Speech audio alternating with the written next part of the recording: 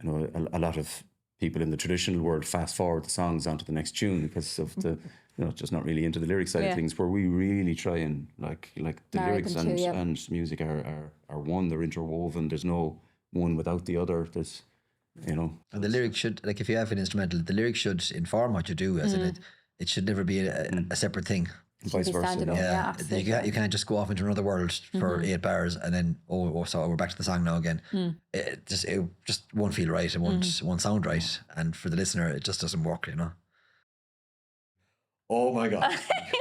Wait till you hear this, and you're dying for the mix to be sent from the producer, just to get it to hear. Okay, is it actually as good as I think it was? I just feel like it is. Yeah, because it felt great at the time, and you're going.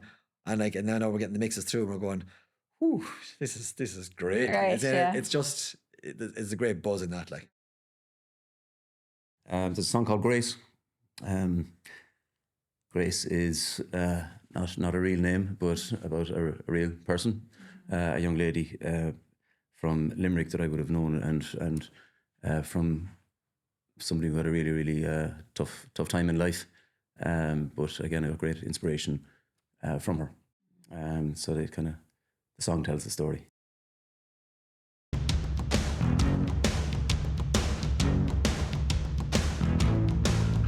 Today we welcome Eoin Coughlan and Brian Morrissey from the Oars. So could you tell us a little bit about how the Oars came to be and what led you to form a duo?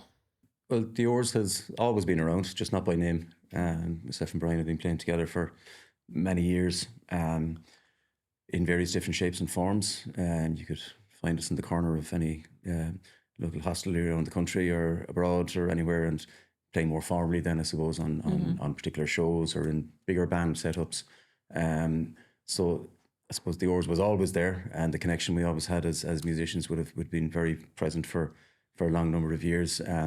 But then it was formally, I suppose, 2 years ago, when the opportunity came to put an album together with a friend of ours, the wonderful Dirk Powell. That it just came about very naturally. Then going, hold on a sec, why don't we put a name on this? Because we were doing a duet album, but we said, we'll let's formalize this a little bit more and put a name on it. And I think when you have that, because it is a band. Yeah, there's 2 of us in it, but there's a band. So rather than just going kind of Coughlan and Morrissey or this type of thing.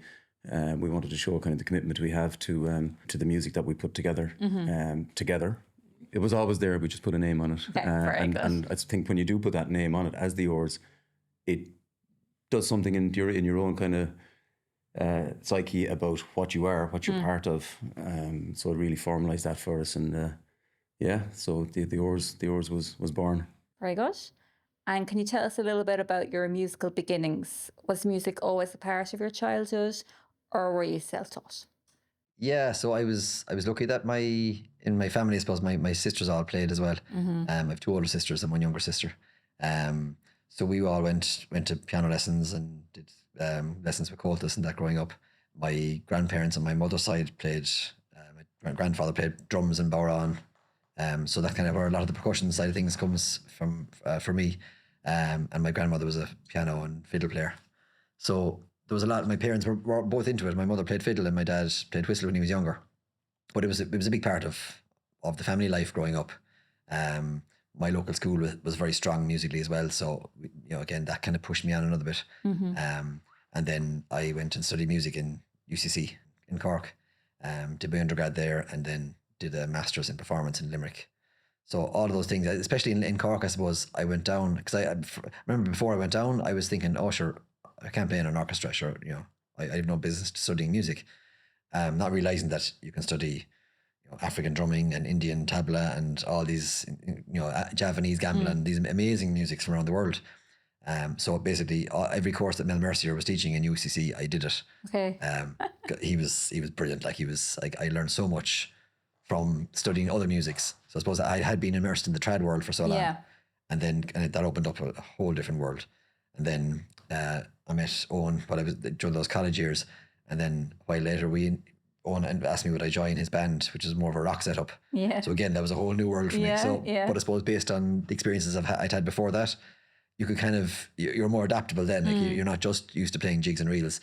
you can kind of have in the background, I suppose, of the knowledge of classical piano, but then using that as kind of a base point, you can kind of go anywhere really and play in any genre.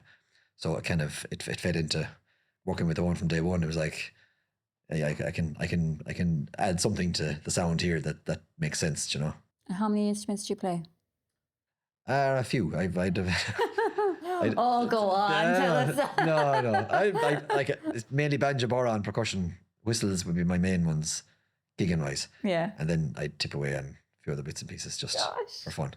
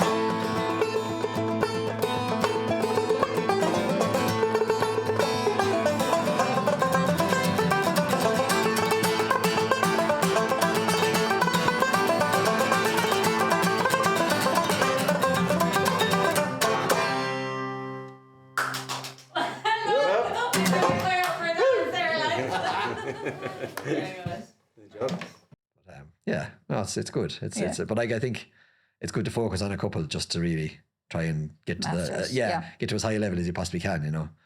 So I would have done boron was my main instrument in UCC, and then I took on banjo kind of full time for the masters in UL, just to bring that up to the standard I wanted to get to, because I wasn't I only took up the banjo at about 16, so I wasn't really happy with where I was, but that really drove me on with the banjo, and then so it's kind of with the banjo it's fairly adaptable to a lot of different kind of instruments, different sounds and different setups, you know. You can kind of do a lot with it, like, so it's quite percussive as an instrument too, so it works well for what we do with the oars, you know. Okay. Brian's a great mandolin player, tenor guitar player, piano player, singer, and there's a lot more There's as well. your full He's band. been a little bit. That's why you only needed two of it. He's being a little bit modest. Not dancing with the oars yet, but you never know. I've done a bit. I think of that meeting of like I came from a busking background, basically. Motivation for that was people I was hanging around with, getting out of school, maybe getting the attention of some young ladies in my teens was a motivating factor, and just a different musical, I suppose, background, education. It was all Rory Gallagher, Bob Dylan, Neil Young, that type of thing. So Brian was, when they came to UCC, I was started playing with Nomus, this traditional group. I hadn't played trad music before at all, so Brian and a couple of the buddies, when I met up with them, were very sympathetic towards my absolute rubbish trad guitar playing, and that was my education was with these guys, who were very, very, as I say, sympathetic to my wrong playing. Brian is still very sympathetic to my wrong playing, I have to say. No, you need a bit of a rock, a bit of that wrong now and again. Bit of that edge. Right. That's it. Yeah. So wrong means right. I don't know. Yeah. Wrong means right. We could have lots of names for this group. I suppose the Oars is good and diplomatic, I suppose. Yin and yang, right and wrong. So as a songwriter then, Eoin, what is it that inspires the stories and themes in your music? It's a question that I've been wrestling with for years, to be honest with you. So there's a couple of motivating things in my own life. There's songs that would have come out of a big part of my life where I would have, through music initially, worked with a lot of people in prison, in homelessness, in addiction, with addiction services, etc. And I dedicated a lot of part of my life to that area, the whole kind of inclusion area, and a lot of my inspiration would come from wonderful characters and very, very strong people that I would have met along my journey there, and I feel a little bit of a privilege to be able to be able to draw on that. There's not so much drawing on it. I feel like there's nearly a push for me, to do it, to write and to try and do justice to that general area in my songwriting. There's other songs then that it's a bit weird. It's near, I don't know, it's a subconscious thing or something, but I feel the need to write certain lyrics, but I'm not sure what the song is about. Okay. But I know it's coming from somewhere, and it'll make sense at some time. Yeah. Which it does. It's a little bit odd as a concept, I suppose, but I kind of trust when I'm sitting and I get an idea to go with it. But it can be, I'm not fully sure what it is, but I know there's meaning and depth behind it. It's not complete gobbledygook or anything, it's there would be kind of poetic form, and I do love language. So there is that something else driving to write something. Okay. It's not I'm writing about this. Okay. Sometimes it's that little bit more of a kind of a obscure approach to it, but I go with it. But it generally makes sense at some stage, the interpretation of it. And do you like when you were saying there about the writing, the songs just kind of almost need to come out? Is it nearly a whole song in its entirety, or is it little snippets that you might put away and come back to, or is it just both? Both. And it's kind of a way that we're writing together at the moment, which we might chat about. But it's sometimes it's a snippet. There might be snippets that I have from years ago that will be resurrected now. That will form a chorus for a particular. For a particular song, there's something we're working on at the moment that's exactly how it is coming about. Or others, I had a fairly successful song that I would have had was written on the way from Cork to Kilkenny for a gig and performed it that night. So something that was written very, very quick that ended up being did okay by me, and others take that a little bit longer, a little bit more to craft. You can write a song quick, but to craft it takes a while. And until it's road tested live, you don't really know. I think it needs, it's a two-way thing. You can write the most wonderful song in the world in your head, but I think you need the live room and an audience to really let you know, and for that connection to happen, to form the song. And do you get that kind of feedback instantaneously from a song? Like, do you know, like, if this is a new song, like, will it be almost instantaneous, the reaction? Will you know, like, okay, this is going to be a successful song? I think so. Yeah, yeah. Or certainly, like we're onto something here. Okay. We might need to Fine tune. or something. But I think you do get that, and certainly between us, we both have the similar reaction after a new piece. We go, yeah, or we'll pull back a little bit and Perfect. and tweak. So Brian, you've collaborated with artists in the past, and you'll be doing so again with the release of upcoming music. What did you take away from those experiences? Oh, every time you collaborate with somebody new, it's like somebody adds a whole new range of colours to what you do. You know, like somebody hands you a new palette.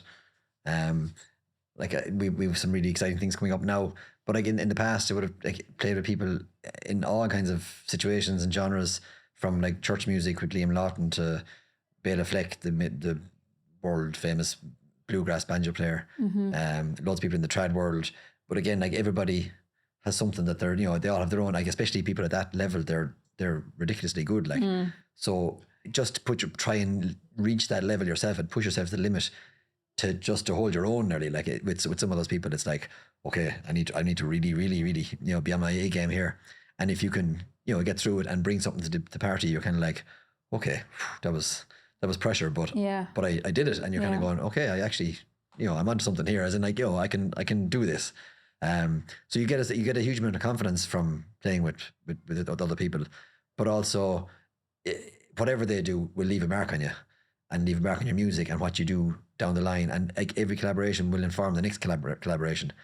And like, I suppose the most important thing in collaborations is that it's not about you. You have to step back and leave room for everybody in the room to have their voice. And so like you can go in and play a massive solo over everything, but like that's your performance then. Like everyone else has to kind of dance to your tune, which doesn't work. So for it to be fully collaborative, it has to be like, okay, you sit back and you listen for a while, and then if there's a moment and you go, actually, I'll do something here, and you do it, and then people go, ooh, and again that can spark something, or vice versa. They'll do something and you go, oh, I have an idea from what they've done there, and it's and that's the exciting part of it. That's where the magic happens. But yeah, no, and like it's great that like this project is brilliant in the fact that there's only two of us, and it's very focused, and we're trying to get as much as we can out of just the two of us on stage, and it's a big sound. There's a lot going on. It's it's a busy gig for both of us, but to be able to play with other people as well, it's like, okay, now there's another element in the room, and we have to see how we make this work as best in the best way it possibly can. So that's very exciting. Like, okay. And your debut album, you mentioned it there, was produced by multi-Grammy Award winner Dirk Powell in Louisiana. How did such an international collaboration come about for a Sounds really cool when you say that. Can you say that again? Produced by Grammy Award winner in Louisiana. Yeah, it's very cool now, to be fair. There's a lot of right with that sentence, isn't there? And the most wonderful part of that is Dirk Powell. He's just as a human being, as a creative talent, as a musician, as a producer, as just look, we can't say enough about Dirk as a friend, songwriter, everything. He's just really, really cool. Absolutely. So I would have met Dirk first a long time ago, and I was touring with Nomus as a very, very, very young man, I have to say. I met Dirk at the folk festival in Edmonton. He was playing with a wonderful group called Balfa Toujours. I was with Nomus and just met there, and then we met again only a few years ago at the White Horse Winter Music Festival. Fantastic festival, absolutely wonderful festival. Dirk was around for the week, and we just connected at that, and we just reconnected, and a wonderful friendship grew. And it was through talking with Dirk and through starting looking at a duet album with Brian. It's just the planets really aligned for us, and the idea of working with Dirk became very, very real. Dirk said, "Why don't you come out to Louisiana and do a record with me?" So again, there's not much wrong with that sentence. Yeah. So we did. We just bit the bullet. You can we went over. It took. We were in the studio, our parts, for about 3 days. Really, you can do an album in Ireland that may take you 2 years, dipping in and out. So we had to commit. We had to really, really commit to going there. To But I suppose it really focused your mind. But Dirk is such a wonderful producer. He puts you in a very relaxed and comfortable. Before you know it, the music's out of you probably. Absolutely, absolutely. Yeah. It's one of those things you can't really describe. His approach to production, as well as being such a high-end quality engineer and all the technical aspects of it, which he needs. Just so quick, and your performance, he brings a performance out of you where you may have had certain insecurities before in your performance. Okay. He just brings it out. Okay. And we played it.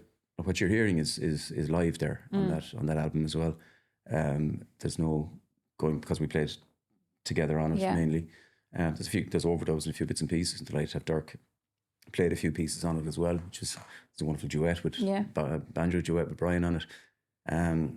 I think that's a great example of what Brian was talking about earlier, about finding your place in something. Two possibly of the best banjo players in the world, Brian on the 4-string and Dirk on the 5-string banjo. Just for me sitting back watching this, nobody standing on each other's toes or anything. That's just magic, So yeah, that was our fun in Louisiana. What a way to start off the Oars, isn't it? Not bad. Yeah, it's not bad. A lot to live up to there. Yeah. But again, it's pressure. It's your motivation for it, and our motivation is trying to get the best music that we can that represents ourselves, doing justice to our songs and tunes, and kind of really believe in the working with the right people for that. Just don't work with wankers anymore, basically. Work with people who you feel very connected to, and Dirk was certainly the right person for that. Very good. And on the album, what's a song that holds a special meaning for you, and could you share the story behind it? Okay, I have a few from the tune side. Like there's a few, definitely. I suppose Dún Cuas was when we wrote down in West Kerry. We were staying down there, and it was soon enough after the great Seamus O'Begliach had passed away, and we both knew Seamus. I'd worked with him in the past. I did a schools project with him years before down in the Dingle Peninsula with Aoife Granville, and I was about 8 weeks down there, a couple of days a week, and every day after the school we'd go back to his house, and he'd play slow airs that he'd recorded on cassette off the radio, and it was just mad, like it was just amazing times. But I suppose when we were down there, we felt we should do something to honour his memory, so that would be definitely one for me. That would be like, I think, and it's it's a good tune, so I was kind of going, that's. I'm glad we did it for Seamus, Yeah. But and tells the story of us. Kind of it was kind of our formative part of the Oars, really, when we were down in West Kerry as well. So it tells the story behind ourselves. Yeah. There's a song called Grace. Grace is not a real name, but about a real person, a young lady from Limerick that I would have known, and from somebody who had a really, really tough time in life. But again, a great inspiration from her.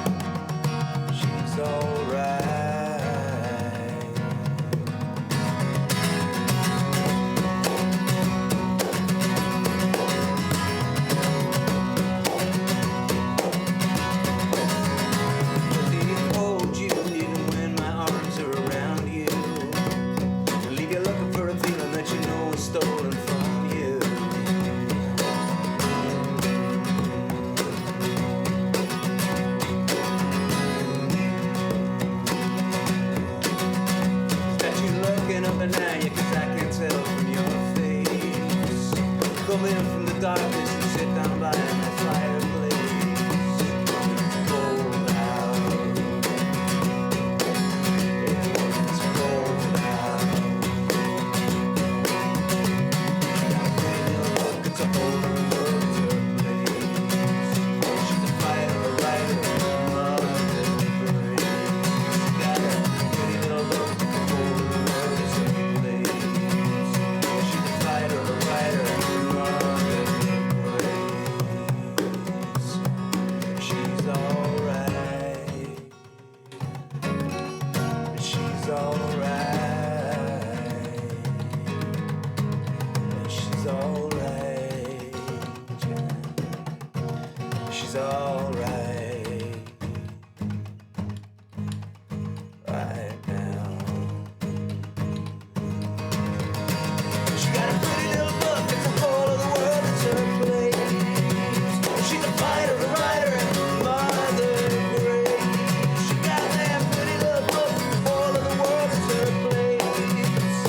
She's a fighter, a writer, and mother great. Yeah, she got that pretty little book, the whole of the world, it's her place. She's a fighter, a writer, and mother great. She's alright. She's alright. She's alright.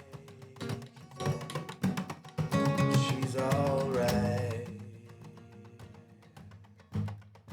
Right now.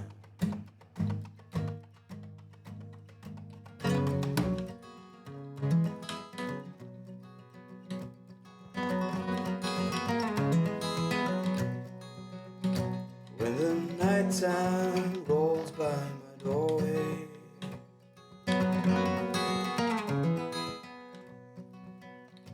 when the nighttime rolls by.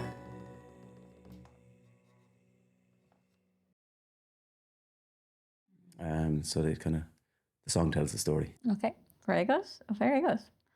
And how do you balance the traditional instruments you play with the contemporary feel of your sound? I suppose it kind of comes like I obviously play boron and banjo, which when people see them, they go, "Oh, it must be this kind of type of music." But I think because of what I studied in UCC and because I've played with lots of other people, including Owen's rock setup, I think like I don't see myself as a traditional musician. I see myself as a musician, and whatever situation I end up in, that's I'll just bring whatever I can bring to try and help the sound or to add something to the party. So like, yes, I play jigs and reels and I sit happily in the corner playing tunes all night, and I do that regularly. But in a creative setting like the Oars, I love the fact that it's like, okay, yes, I can play tunes, but there'll be my stamp on it, and we'll have our own approach to the tunes, from accompaniment side of things and tune playing side of things. And I think definitely like the fact that I play boron is such a versatile instrument. Like I've played it everywhere, in Brazil, in China, like literally you name it, you could sit down and you could play with musicians from those places and feel quite at home. Like, and once you can lock in, especially with rhythms, you're not worried about the harmonic side of it. You're not worried about the chords. It's all about the groove, and you can just lock in with what if there's another percussionist there, you're like, yeah, and you can lock in and the connection is instant. So and you can see their reaction to it, because most places around the world, they don't have an instrument like the boron. There's nowhere else has a frame drum that you put on your knee and play it sideways. It doesn't exist. Everywhere else, they might have on the knee, but they play it with the hands on the rim, or it's a totally different technique. So it's and those that do use a stick on a frame drum, like in Native American music, again, it's not as intricate as what we do with boron playing. It's more just kind of a more drone type of that kind of primal kind of drone feel underneath. Whereas modern boron playing is quite sophisticated as a percussion instrument. So I think that again allows you could become an African drummer or an Indian drummer using your own instrument, as in you can bring any of those colors to whatever and whatever the song requires or the feel of the song requires. That's what you bring, and you can do that because it's such a versatile instrument. Brian's been modest there with this again. Like when I'm playing guitar and shouting my head off these songs, I'm playing with a drum kit beside me, you know. Yeah. And it's just on Boweron, so it's what you can do with it, as much as anything else, and there's not many can do what Yeah. this young gentleman can do with it. That's it's a drum kit, and Are not so young or anymore. not so young with the banjo there. That's like it's like playing with Steve Vai on electric guitar. You know, it's banjo. I think it's nearly more other people's interpretation of us when they see a banjo, a Boweron, a guitar. People have preconceived ideas. Oh, this is what they must sound like. And it's not. But I think that whole attitude is kind of changing. Is that not the way, you know, traditional music is now kind of becoming a lot more mainstream, isn't it? Like it's... Absolutely. Like at the moment, like it's the whole folk stroke traditional thing is on a crest of a wave with the likes of Kingfisher and Amble. Like there's a huge swell amongst young people. Like it's always been there. There's you know, obviously folk music and traditional music has always been very strong in Ireland. But as regards mainstream, it's really current. So like because of the likes of those bands that are doing really well, so it's great. It's great to see, and like long may it continue. Absolutely, yeah. We'd hope to be a part of that.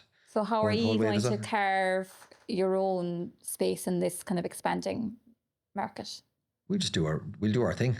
Just do what we do. Yeah. If it happens to up, you know, that's all you can do. You just have to be true with like, what you're doing. There's no point in us trying to copy other bands because like they're doing their thing and it's working for them, which is fantastic. But we have to be true to ourselves, and you know, and it's in the same general kind of feel or genre, but I suppose we feel that we bring a different element again to it. And like we're constantly kind of developing the sound of the Oars. Like the first album was the first album, and it's quite acoustic, or you know, it's raw sounding. And there's beauty in that. But now we're looking at maybe different sounds and bringing different things in. We're working at the moment with a fantastic producer called Dick Lucy, in Cork, and he, again, it's a different set of ears completely. And what he's bringing to the whole equation is very new and fresh, and it's so creative, and it's making us go. Well, it's certainly making me go, whoa, hang on a second, this is exciting, and it pushes you another bit further again, and forces you to think outside again of where the space we've been in, and go, okay, how do I fit in what I'm doing, and come up with new things as well to fit this new kind of approach. So that it's very exciting. Do you think that your kind of focus is more on the musicality side of the music, or is there any kind of particular part of, say, your music that you want to really kind of push forward? I don't know. No, it's a good question. I don't think we're that conscious of thinking along those lines. Yeah. I think we're quite open just to following what feels good for us. So we have a new single coming out, which is a cover, a very well known old song that you would have heard Leadbelly singing back in the day. And there's Love that song. Yeah. So Black Betty, you know, where you would have heard Leadbelly would have been.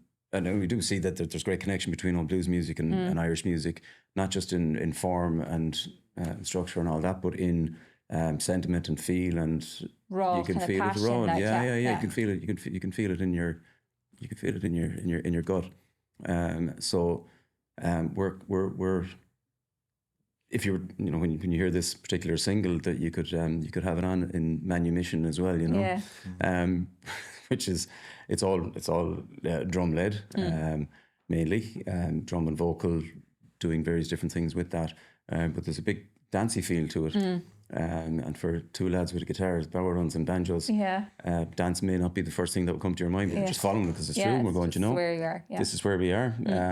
It's up to it's up to an audience to tell us if it's. So you're kind of just going with where the music is. Yeah, absolutely. It's a creative journey, you know. When Owen says it's drum led, it's very strong Boweron led, as in like it's a really strong Boweron song.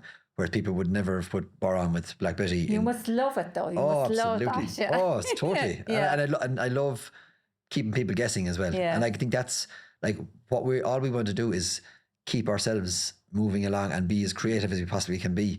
Like there's no point in trying to go, okay, oh, we're listening to the radio and this formula is working, so we'll write.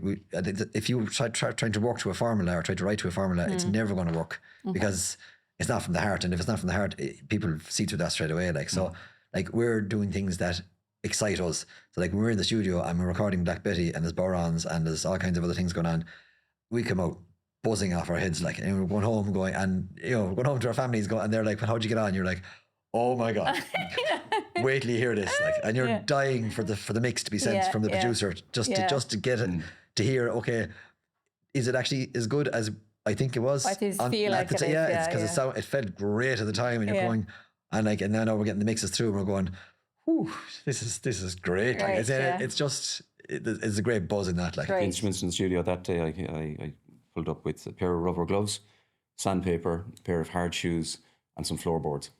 That was part of the entourage. Studio. And Becky Lucy, who's doing it with us, was seeing this coming through his door, going, "Fucking cool." Oh, yeah. And all of them are used on the track. Everything's on the track. Wow. Footsteps, glove clap, It's just good fun. Can't wait to hear it. It's good fun. Like a Russ Abbott show, I think now, or some kind of show. Very good. Do it live, but there you go. And given your backgrounds, how do your individual styles merge to create the unique sound of the Oars? I suppose it's like, because we played a lot together in so many different combinations over the years, like we understand each other's music very well. Like Eoin said earlier, there's always been a connection there, and like the amount of people have said to us, "Oh my God, you have to do an album." Like I would have played in Eoin's band, which was like a full electric bass, drum kit, electric guitar. Eoin was on guitar, acoustic and electric, and lead vocals, and I was on there's piano player as well, and I was on then banjo with like wah pedals and whatever I could try and do. But I got to know his music through playing in that band. But then there were some occasions that it might be a smaller gig or a more intimate gig, and we'd do it as a two-piece. But it was Eoin's material, and I was adding to that kind of rock feel. But from day one, like when we were on stage together, people went, "Geez, there's an energy there. There's a spark." It's very hard to describe it even. It's just, it's either there or it's not. And it's the same with any musician you play with. You either connect or you don't. Yeah. And like from day one, we were like, I get him and he gets me. And when we sit down and play music, it's always good. Like, it just works. Yeah. There's never, you never come away from a gig together that you go, no, it just didn't. We didn't click tonight. That's luckily, thank God, touch wood, it's never happened. But so it's kind of, it's easy in a way then to, like, things just happen, and like Eoin will come with something and I'll go, okay, but like Eoin it comes from like the more of a rock kind of a feel. He's mad to get a distortion pedal on my banjo, and that will happen. He's like, he's adamant it's going to happen. So so it takes me a while to go and effects and pedals and all that, but like, and then I try them and go, okay, actually, fair enough. He's right, not always, but most things. And I think he knows that if he drops a seed, it could take 6 months, it could take 2 years, and eventually I go, actually, I was thinking about that again. So kind of, I think we know each other so well, as like, sure, we're hanging around for 25 years at this stage, so like we know how each other how each other works as well. So it kind of it really helps in that whole creative process that we sit down. He'll throw something out and I'll do something with it, and then I'll think, what about this? And it's that's why it works, as in, because we get on well, and musically it always kind of just seems to go on an interesting path, which is good. Yeah. And can you just talk about maybe your creative process? I know when you mentioned there about the songwriting element of it, but how did you get a song from that initial idea to a finished product? You sit in a room together and you just kind of jam it out a little bit, or you can talk through things. You can, there's not one set way of doing this. And again, the songs can develop when you do them live, but it's finding with that kind of creative process, you can start a song on guitar, but you might end up doing it with two borons. And, it's we have the range of instruments. We're kind of looking at it. Well, what can we do with what we have here? So we're nearly arranging and writing at the same time. You know what I mean? to the sound of the Oars of what it is that we have. So it's very much our own little bubble in our creative process, you know, and it's what we have, what we can offer, what we think would be the best representation of a particular song. So we're writing a tune at the moment. It's kind of a unique enough thing we're doing, which is the ultimate kind of coming together of our backgrounds. Is we have newly composed tunes with lyrics. You know what I mean? So that's something that's not really like our first album. The first track is Sunshine, which is a combination of a really, really cool tune and kind of a lyric mantra running through it as well. Rather than here's a set of tunes, the next track is a song, the next one is, it's not, you know, we're not confining ourselves to that. So there's a lovely collaborative creative space with the tunes and the songs, and then in again that creative process as well. It's not a case of okay, there'll be a solo here. It's more of that these kind of solos are more nearly standalone pieces of music themselves that fit into this vibe, this groove, this feel, and I think that's something that I couldn't really do with anybody else. We just have it naturally. We don't talk about our creative process. We just have happens. With this kind of synergy has happened that we know what it is, and it's very rare. Only occasions like this you have to actually. What is it that you do? Fuck, no, I don't know. Just works. But when you think about it, when I think about it, this is what we do, and it's not having closed doors on anything. Brian mentioned there, you know, we started off collaborating first. It was with a banjo with a crybaby, a wah pedal, you know, like so that may not have been done before. To get sonically now getting stuff out, we're using kind of delay pedals on the banjo to see if that fits the vibe or the feel of a particular piece of music or a particular song. Like the music has to fit the lyrics, you know, and I think there's a lot of people you can work with, collaborators that okay, I'll do the music, you do the word side of things. I know a lot of people in the traditional world fast forward the songs onto the next tune because of the just not really into the lyric side of things, where we really try and like the lyrics and music are one, they're interwoven. There's no one without the other. There's and the lyrics should, like if you have an instrumental, the lyrics should inform what you do, as in it should never be a separate thing. Vice versa.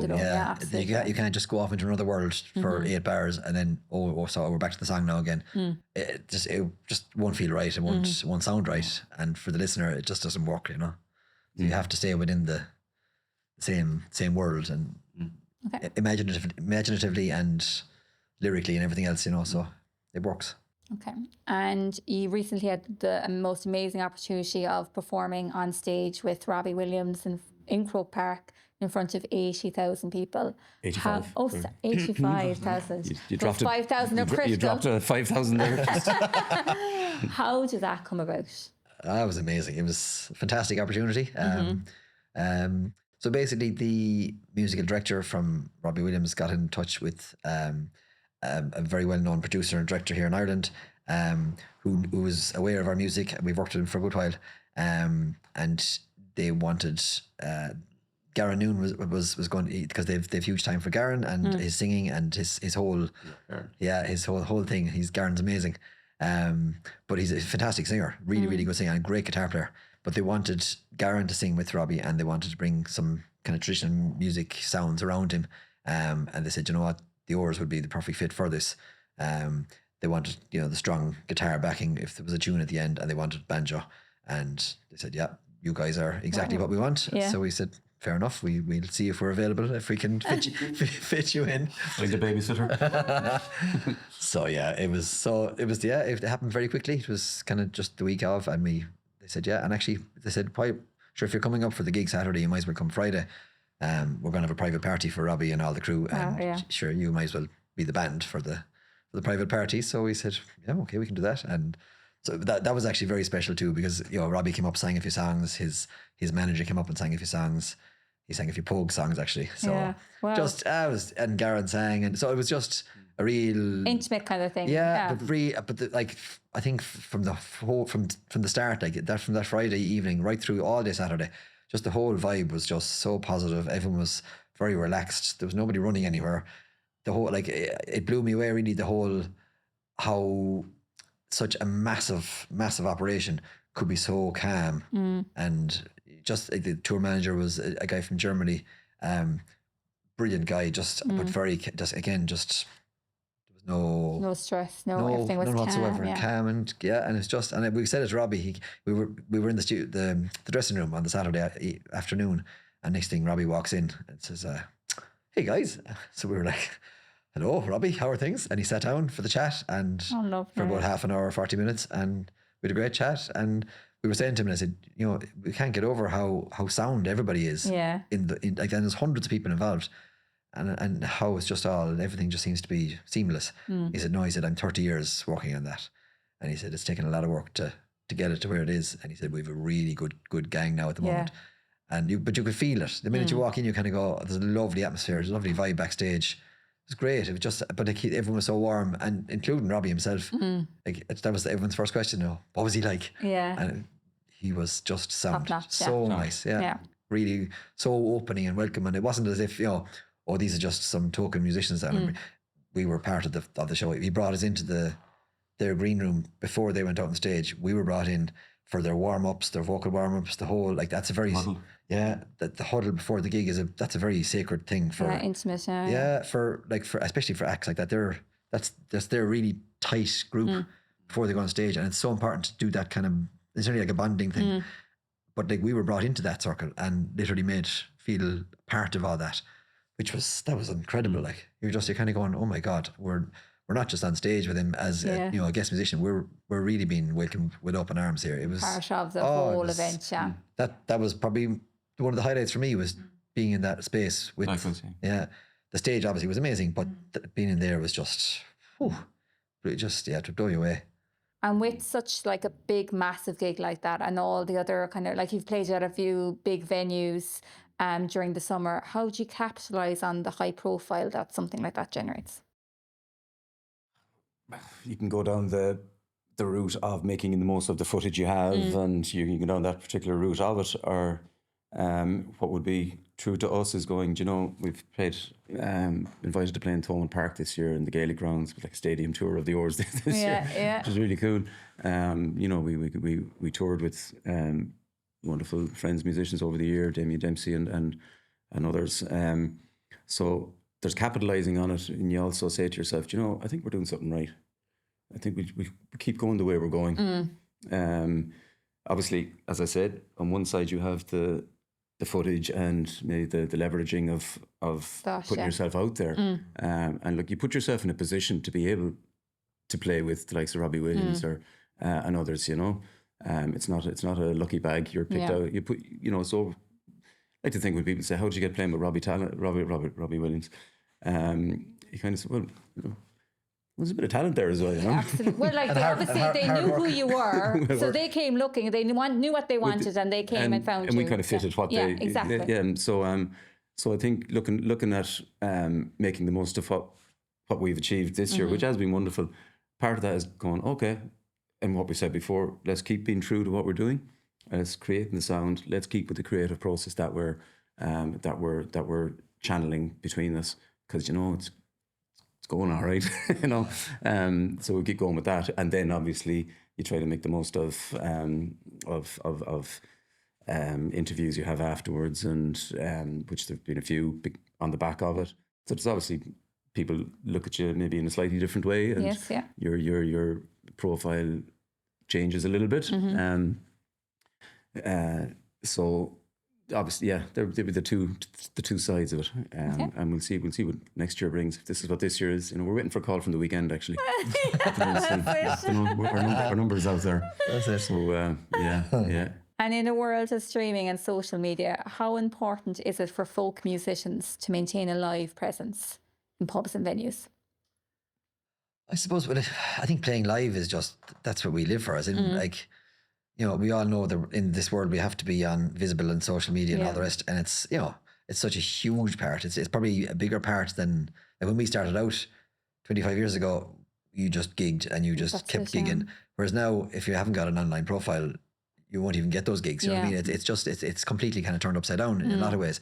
But we have to be playing live, as in that's what we do. As in if I don't play for a couple of weeks, I'm on edge, like, and you'd be kind of, you need the release. That's Family are saying, oh you yeah, need to yeah, get no, out there get him now. out, yeah, send him out playing tunes quick. No, totally. That's my release. That's my valve. Yeah. That's how I and you release so much emotion and tension from playing, like, and you do some gigs and you'd be wrecked physically and mentally after it, but like, okay, I feel better now because then I've worked through a lot of whatever stuff was going on during the week, and whether it's in work or whatever, outside of work or whatever, and you're just okay, now I'm good again. I'm back in an even keel. So I think it's so important for both of us to play live. We believe in our live energy as well. Can I turn the question on you, if it's okay? You've heard our album, and you've seen us live. So Geraldine. Scary.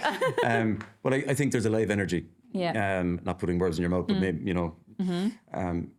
that I think an audience needs to hear and needs to feel to put two and two together with your social media presence, your recordings, and then there's the live. I think that's they need to make sense of that. I don't know. I've never seen us live. You see, I'm old school maybe. I always feel you don't really truly understand a musician or a band until you see them live, because their sound that they have on an album may be completely different than when you see them online. Like, I've been to a band who I really loved their album, went to see them, and I was like, I don't know. Just to clarify, It that wasn't on cheap. the Oars? Okay, that's okay. No, it could have been the venue too, to be fair. But I think your albums are a really true reflection of ye as musicians. I think the energy that you have when you're live, you can also get that energy from your music. I think it's just a natural. And we tried to replicate that in the studio. Yeah. And again, because we were with Dirk, even just being in Louisiana, you get an energy from the place. It's like, oh my God, this is like alligators in the river down the road. It's just like, oh my God, like there's an energy that you can't. Yeah, no, I do think there's a vibe that you get from a gig that you can't get from an album, you know. Yeah, but totally. and that's why I still love going to gigs and concerts or whatever. That's just who I am. Yeah, don't lose it. Yeah. Okay. And we work hard to try and give as much of the biggest sound we can in our live gigs, as in, like, there's a lot going on. It blew my mind when I saw ye playing. Like, it was just the two of you, and you just had such two instruments at a time playing, or it was just incredible, the amount of musicality that came out through the music. Yeah, it was just incredible. Yeah, thanks a million. But it's kind of like there could be there's two of us and maybe two instruments, but like Eoin could have two or three things going on. I could be singing backing vocals every now and again, and I'm playing banjo, and I have 2 feet going as well on, like, a kick and a tambourine, and you're trying to, as in, it looks simple, but there's a lot of complexity. There's a lot of elements going on, I know. But it's great to be able to try and bring as many things as you can to the song or the tune or whatever it is, because people are kind of going, is he doing that? You're like swans, you're like so But then bringing graceful, it back, and then everything in French underneath. Underwater, That's like You have to bring it back to its bare minimum. Then it's hugely important too. Yeah. Okay. Yeah. And beyond the music, do you think the sense of community is a big part of what makes the folk scene important in Cork?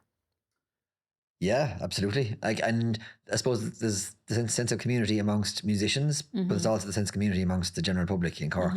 Like, Cork has always been really strong musically, like, and from the traditional music world, there's been fantastic sessions and a whole trad scene for forever, really, I suppose, in Cork. I'm lucky that I started working with Cork City Council on a project in 2011. I went to them with an idea that we could market the traditional music sessions under one banner, the Lee Sessions. So they went with it, and it's still going now. So that it caused kind of a bit of an explosion in trad sessions in the city. And then COVID hit, and it went back a small bit, but it's building now again. And it's great because, like, there's so much going on. And I think for years tourists would come to the city and say, where will we go for traditional music? And people didn't really know where to send them. They say, oh, well, the usual spots, maybe a spot being Fánach or the Corner House or the Gables.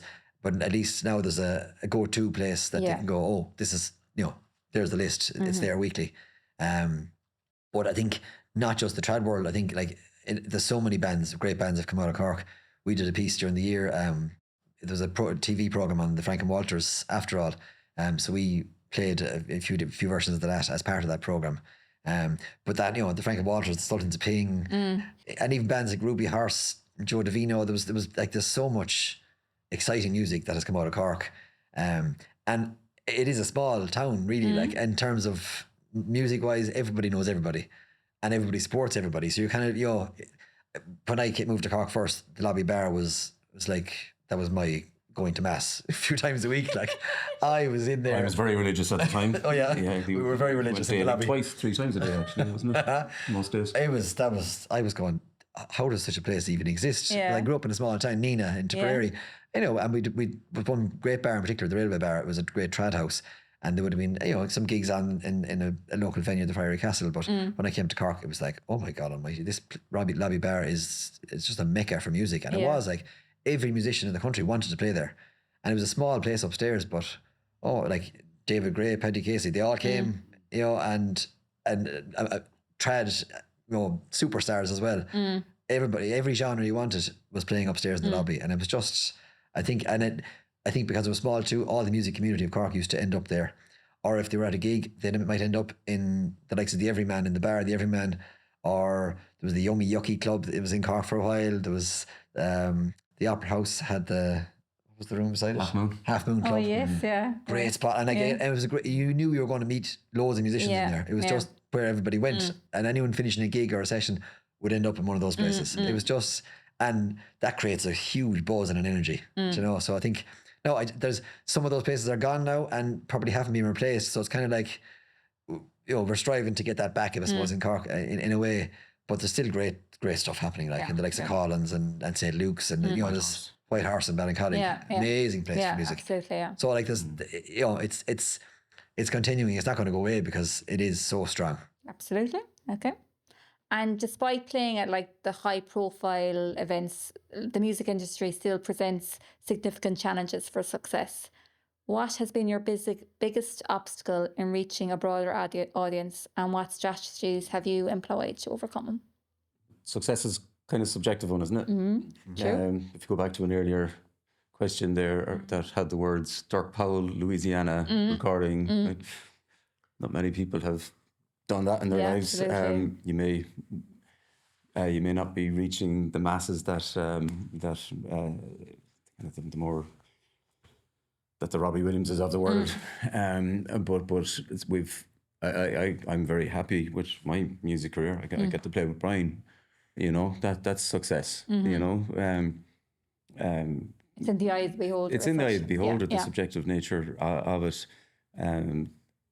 The nature of what we do as individual instrumentalists as well has let us play with some of the most incredible people in the world as well, and tour and do all that. So when you look back at it and maybe you kind of itemize all the things you've done in a musical career, it looks, you know, it's pretty you're cool. happy. Yeah. It's pretty cool.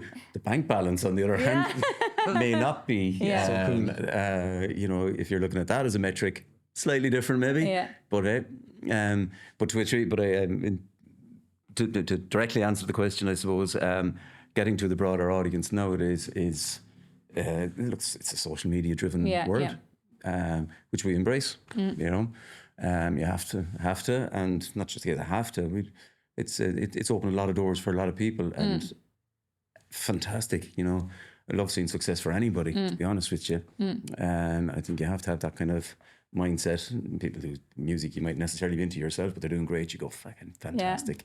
You know, we're a big community of practice. You know, musicians and bands and everybody that likes it, and you really see that community opening up a little bit more to people who may not have access to seeing what and podcasting as well as a huge new kind of newish form of knowledge exchange and getting to know people.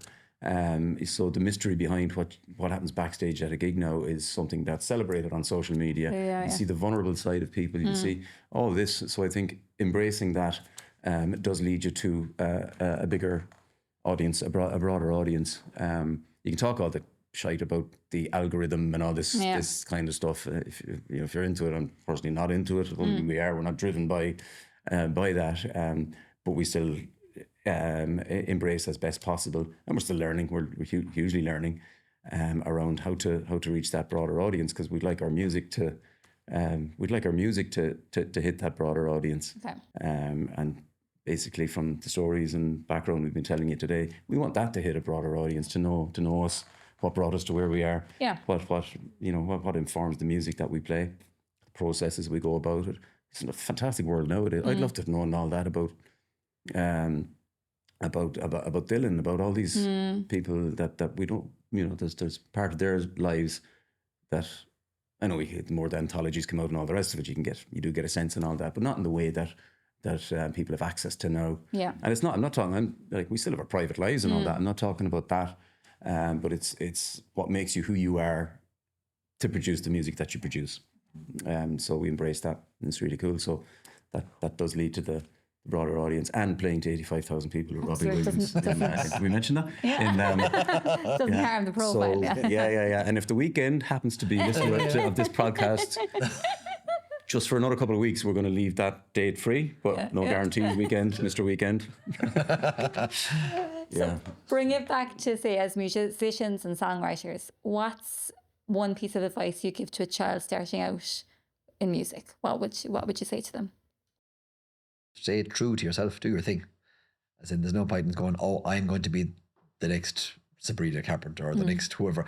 Like, there's no point in doing that. Like, as in, and kids will always, copy their heroes or whatever, and try and play like them or sing like them. But I think just do it for the love of the music. Like, that's where we started and where we're still at. Like, as in, everything we do, we really, really enjoy playing it. So it's kind of like, just do your thing and and enjoy it. And if it's something that you end up doing professionally, great. If you end up playing just with your mates every Saturday in a garage, that's great too. Do you know what I mean? Worse hobbies to have. Oh, absolutely, 100%. Yeah. And the buzz you get from it, and the energy you get for the whole week, and you're kind of going, right, can't wait till next Saturday. Do you know? Or could be playing a few tunes with a few old lads on a Sunday evening. I did that for years in Gary Kennedy out in Tipperary.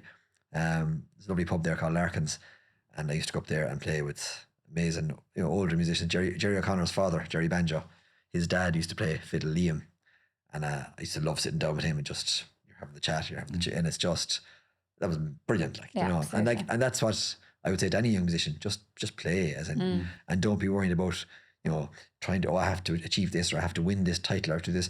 Just play music, Just play, and you'll have a bit of a graph, and you'll probably stick with it. Get what you can out of it for yourself, Okay. And what's next for the Oars? We have a lot of shows coming up, which is great. So I know this will be in the past when this comes out, possibly, but we're heading off to the beautiful Northwest, up to the Glen Centre in Leitrim. We're heading off to France for a festival for a week, Morvan in France, the Burgundy region there, which is we're really looking forward to. Nice. Nice. We're doing a couple of festivals, a wonderful festival, Puka Fest, which we're really looking forward to. Lovely to be invited to play that. So we're on the main stage there, on the bill with the two Johnnies, Mark McCabe and a few others there. We have to do our dance Black Betty at that. That's it. So, Yeah. definitely. Yeah. We have a number of shows coming up, as I said. Part of the Cork Folk Festival, a couple of shows at that, which is wonderful. We're in the White Horse in November. We've kind of a mini tour then in February, so that's kind of on the live side of things. Okay. There's talk of a mini documentary as well. Oh, fab. In the pipeline, possibly. We've been asked around that, which is interesting. So we need to look at that. The new single coming out. Looking at kind of video clips for that maybe, and just keeping the presence going. Yeah. But what's of most importance to us is keeping writing, keeping playing, keeping the sound going, keeping that creative process that we're delighted to be asked about today. Keeping that going, and a lot of the time, the rest will follow. Absolutely. Yeah, as I said, if we could have carved out the year that we had this year, that would have been impossible. So we're looking to next year to possibly. It's the unknown is beautiful about this whole thing. You don't know. You can't predict a lot of it. You can work towards particular aims and key points during the year. They're all the tangibles that you can go, we can achieve this. But it's those lovely surprises that come out of the blue that do various different things for your profile. That's pretty cool. Keep things fresh. That's The to world enjoy is those, your and oyster, you take isn't it? them, you embrace all those, Yeah. all those, And the collaborations as well that that are coming up. Yeah. We did one earlier in the year with Conal Creedon, the playwright and author. So we're going to perform that piece with him in Bear Island as part of their arts festival as well. And we're kind of, that's become one of our spiritual homes now, Bear Island. We've done quite a few things down there, and they like us and we like them. Yeah, So it's great. So it's good to get back there now in a few weeks. But it was working with Conal was fantastic. Like he's just such a beautiful turn of phrase. Just a great speaker, and we've written a piece with him. So lovely. So yeah, that was special to do. So like, again, those kind of things, that's what kind of keeps you kind of Going and keep and excited about, okay, well, what else can we do that's like that'll just send you on a different creative journey again, you know. So it's all very exciting. Oral arrangement of some of our work as well now with wonderful Crosshaven Community Choir, who are like they've Amazing, done some ridiculous stuff over the years, and their own collaborations with Brian Kennedy, with Paddy Casey, with Karen Underwood and more. So to actually see some of our work now arranged in sheet form, I can't read a note of it. Yeah. I might have written some of the words, but I can't understand them. That's such a humbling and a wonderful honour. So I think a lot of those type of collaborations is something where Brian said that's very much part of the plan for the coming while. Well, lads, thanks so much for taking the time out of your busy schedule to chat to us here on the Cork Creative Podcast. If you'd like to learn more about what Brian and Eoin do, you can find links to their socials and website on corkcreative.ie. Thank you very much, Charlie. Thank you. Thanks, Shirley. Thanks a million.